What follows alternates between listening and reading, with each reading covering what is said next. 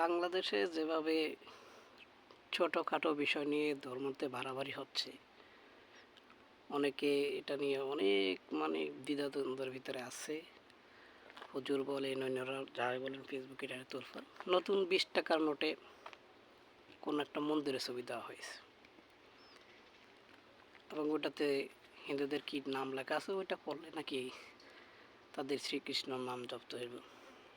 আর ভাই, হিন্দুরা তো বাংলাদেশের লোক, এখন এই নোটে তাদের থাকলে সমস্যাটা কোথায়? অ্যাজ এ মুসলমান হিসাবে যেমন তাদের অধিকার আছে, হিন্দুদেরও তো সেরকম অধিকার থাকা উচিত, এমন এটা আছে। এখন এটা কেউ যদি মনে করে যে নাম লইলে মানুষ হিন্দু হয়ে যাইব বা হিন্দু ধর্মের প্রতি অনেক অনুপ্রেরণা চলে আসবে, এখন লা ইলাহা ইল্লাল্লাহু মুহাম্মাদুর রাসূলুল্লাহ, আল্লাহ ছাড়া কোনো মাবুদ নাই, সে কি মুসলিম হয়ে যাবে? ধর্ম কি এতটাই সোজা? আমাদের মতো থার্ড ওয়ার্ল্ড কান্ট্রির মানুষগুলি এরকম ছোটোখাটো চিন্তা ভাবনা করতে করতে দেশকে নিচের দিকে নিয়ে যাচ্ছে, উন্নত হচ্ছে না।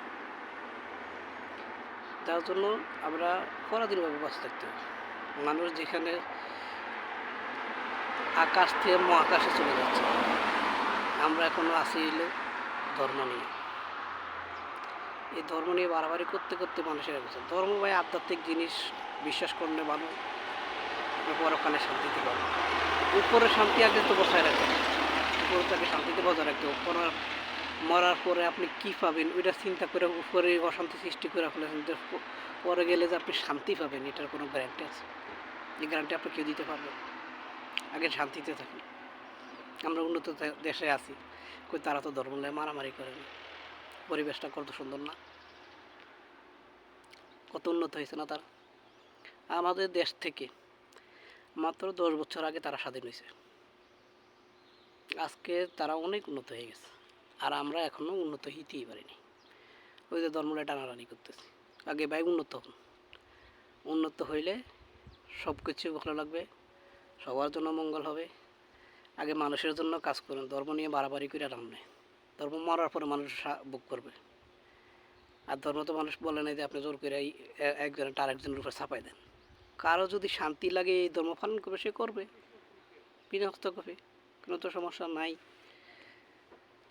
কোনো পালতু জিনিস তালা আলোচনা নাই। এখন টাকার মধ্যে মন্দিরে ছবি আছে দেখে ওইটা অতিলম্বে এটাকে বন্ধ করতে হবে, এটা তো ঝামেলা হয়ে গেছে মুসলমানদের। তো আমাকে হিন্দু করে খাতে দিবা নাকি? হিন্দুরা কি দেশের নাগরিক না? তারা তো জন্মগ্রহণ করছে এই দেশে, জায়গার জন্য এই দেশের, তাদের তো হক আছে এই দেশের সব কিছু গ্রহণ করা। বাই ডিফল্ট হয়তো বা বাংলাদেশের 80% হিন্দুরা ইন্ডিয়া সাপোর্ট করে, যে এটা তারা মনে করে তাদের ওইটা সেফ জোন। এটার জন্য আমাদের রাজনৈতিক দলের অনেক সমস্যা থাকতে পারে, তারা তাদেরকে বায়াস করছে, তাদের জনসম্পদ লুণ্ঠন করছে তো না করলে তো তারা ইন্ডিয়াতে যাইতো না, যাচ্ছে। তারা মনে করে ওখানে স্যাটিসফাই হবে। এটা আমাদের মুসলমান মানুষের হয়তো এটা দুর্বলতা থাকতে পারে, তাদেরকে আমরা স্যাটিসফাকশন আনতে পারি না যে তোমরা এই দেশে থাকলে হয়তো তোমরা ভালো কাজ করতে পারবে, তোমরা ভালোভাবে নিরাপত্তা থাকতে পারবে। আরে ভাই, আমাকে তো বন্ধু বান্ধব আছে, আমরা তো একসাথে খেলাধুলা করছি, এখনও তো যোগাযোগ আছে, একসাথে খাওয়া দাওয়া করি। এমনকি আমি হিন্দু হয়ে গেলাম না, হ্যাঁ মুসলমান হয়ে গেছি। বি পজিটিভ, পজিটিভভাবে থাকেন, দেশ উন্নত হবে, জাতি উন্নত হবে। জাতিগত উন্নত হলে আপনার সব কিছুই ভালো লাগবে, তখন আর ধর্ম নিয়ে পড়ে থাকার আপনার চিন্তা ভাবনা না। আমরা ধর্ম নিয়ে পড়ে থাকি, আমরা নিজেরা খাইতে পারি না, আমরা চিন্তা করি যে আমরা আখেরাতে কী পাবো। আর ভাই কেউ করে খেয়া যা, ভালো মতো খেয়া যা, মানুষের জন্য নিজে খা, নিজে খাওয়ার পরে যদি থাকে পাশের জনেরও খাওয়া, এটাও ধর্মের ভিতরেই পড়ে। নিজে খাইতে পারি না, আরেকজনের খাওয়ালে টানাটানি করতেছি আমরা, এটা হলো ঝামেলা। এই যে আমরা গ্রাম এলাকা আছি, দেখেন এটি হলো গ্রামের রোড, কত সুন্দর পরিবেশ। এটা বাবা চিন্তা যায়, এটা গ্রাম, নট শহর, নট সিটি, বড় কোনো শহর নয় রে ভাই। তারপরেও দেখেন কত কন্ট্রোল, কত সৌন্দর্য। কী জন্য? আমরা মানুষ, তারা ধর্ম নিয়ে করে। এই দেশের 45% মানুষ ধর্মই বিশ্বাস করে। তার মানে আমি কই না যে আপনি ধর্ম বিশ্বাস করেন না, ভাই আপনি ধর্ম বিশ্বাস করেন, এতটা পর্যায়ে বিশ্বাস করেন যে এটা অন্যের জন্য ক্ষতি না হয়। ধর্ম দিয়ে আপনি যদি কারো আনতে পারেন তাহলে তো ভালো, কিন্তু সেই ধর্ম যদি মারামারি জঙ্গিবাদের দিকে নিয়ে যায় সেটা তো অবশ্যই খারাপ। আর এই জিনিসটা তো আমার ধর্ম কি আপনার ধর্ম কি কোনো ধর্ম এটা সায় দেয় না, মানবতার জন্য ধর্ম, কিন্তু সেই মানবতা তাকে টিকে রাখতে হবে। আমরা যদি টিকে না রাখতে পারি তাহলে আমাদের যাতে কোনো সময় উন্নত হবে না, আর উন্নত না হলে তো এই যে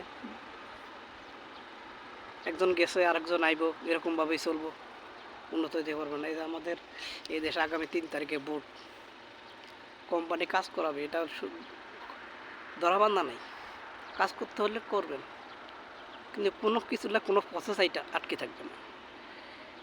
এটা হলো বাস্তবতা, এটাকেই মাইনে আপনাকে চলতে হবে। এই যে আমি এখন এখানে রোডে দাঁড়ায় রয়েছি, আপনাকে দেখে কোনো গাড়ি নেই দেখেন, কিন্তু আমি দাঁড়ায় রয়েছি কি জন্য, এখানে সিগন্যাল পড়বে তাহলে আমি রোড পার হইতে পারবো, না হলে আমাকে জরিমানা করতে হবে।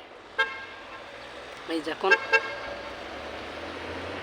এখন সিগন্যাল পার হচ্ছি আমি, আমাকে গ্রিন লাইট দিচ্ছে, মানতে হবে সবাইকে, মেনে চলুন, দেশ এবং জাতি সবার জন্য ভালো হবে।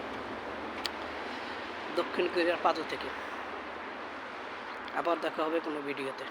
আল্লাহ হাফিজ।